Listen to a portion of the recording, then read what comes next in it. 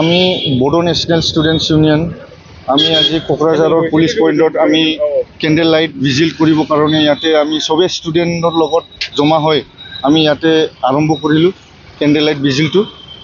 আমাৰ candle light ভিজিলৰ main উদ্দেশ্যটো হ'ল আমাৰ যোনটো সিষ্টাৰ ৰশ্মিতা হোজাই তেখেতে মানে উত্তৰাখণ্ডত তেখেতৰ ডেড বডিটো পোৱা হৈছিলে।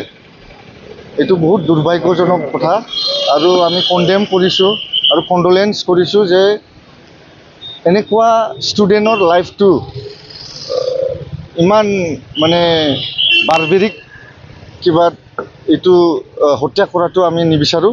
আৰু ষ্টুডেণ্টছবিলাক যে আমাৰ দেশৰ ফিউচাৰ তেখেতক হত্যা কৰাটো বহুত অন্যায় হৈছে।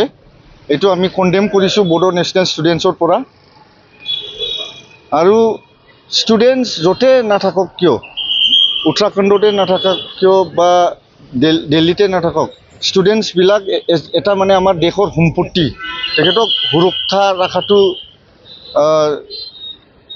চবে আমাৰ দেশৰে মানে দায়িত্ব, আমাৰ দেশৰ নাগৰিকৰ দায়িত্ব। এনেকুৱা মানে প্ৰটেকশ্যন নাথাকা মানে আমাৰ নিৰাপত্তা নাথাকাটো বহুত দুৰ্ভাগ্যজনক হৈছে। আমি এইটো মানে উত্তৰাখণ্ড চৰকাৰ আৰু আমাৰ অসম চৰকাৰৰ আমি এইটো দাবী জনাইছোঁ যে সোনকালে ইয়াৰ যোন কালপ্ৰিট আছে তেখেতক এৰেষ্ট কৰিব লাগিব আৰু আইনিকভাৱে এইটো শাস্তি দিব লাগে। আৰু যি লৈছোঁ ইয়াত আৰু এটা কাৰণ আছে যে আজি আদানী এয়াৰপৰ্টত গুজৰাটত যোনটো প্লেন ক্ৰেছ হৈছে তাত আমি শুনা পাইছোঁ যে অলমষ্ট 200 লাইফছটো মানে তাতে এই এক্সিডেণ্টত মানে হেৰাই গ'ল। এইটো আমি কণ্ডোল কৰিছোঁ যে তেখেতৰ মানে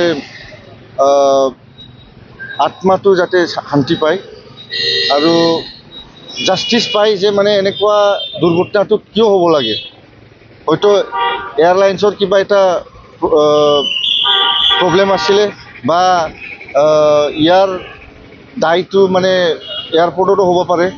সেইকাৰণে আমি এইটোৱে মানে বিচাৰোঁ যে তদন্ত হ'ব লাগে।